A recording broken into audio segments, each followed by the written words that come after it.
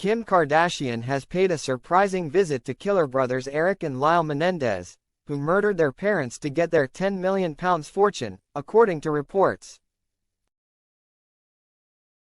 Lyle, 55, and Erik Menendez, 52, were arrested in 1990 for fatally shooting their beauty queen mother, known as Kitty, and music exec father Jose in their Beverly Hills mansion.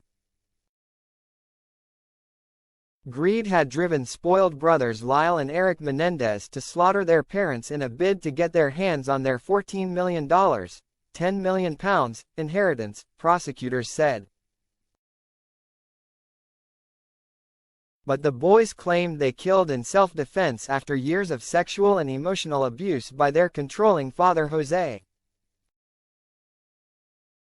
In the months after the murders, neither of the brothers acted like grieving boys who had found their parents brutally slain in pools of their own blood. Instead, they went on a spending spree, with 21-year-old Lyle snapping up a Porsche, a Rolex watch and a restaurant, and 18-year-old Erik treating himself to a Jeep Wrangler and a private tennis coach.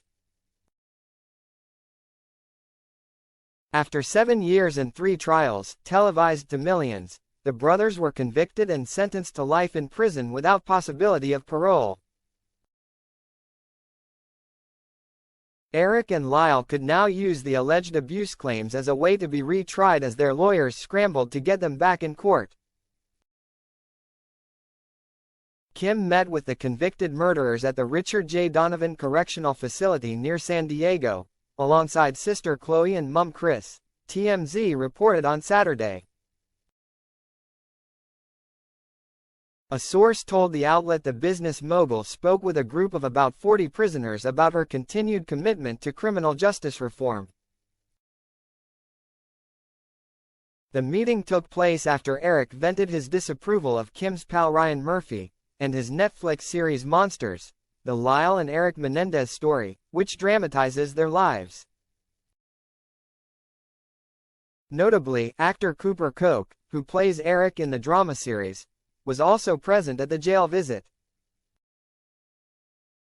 According to the TMZ Insider, a major subject of conversation was Greenspace, Lyle's effort that aims to improve prison yards in order to promote rehabilitation.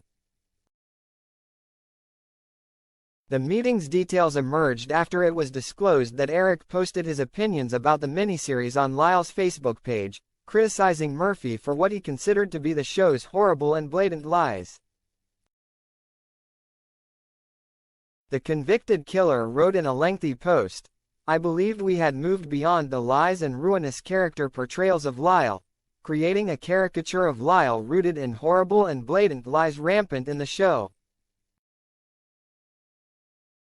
I can only believe they were done so on purpose. It is with a heavy heart that I say, I believe Ryan Murphy cannot be this naive and inaccurate about the facts of our lives so as to do this without bad intent." The killer brothers are both currently serving life sentences, but their attorneys are said to be cautiously optimistic about the brothers' potential release. In May 2023, they filed for a new trial after new evidence emerged, including a letter from Erik to his cousin revealing his parents' alleged abuse. Other evidence included sexual abuse allegations against their father by Roy Ursello, ex-member of Puerto Rican boy band Menudo, who claimed Jose raped him in the 1980s. But Neema Rahmani, a defense lawyer in Los Angeles, told People that although it was tragic the brothers were abused, it is highly unlikely that they will be freed. "It's a Hail Mary type argument," he declared. "This isn't enough, in my opinion.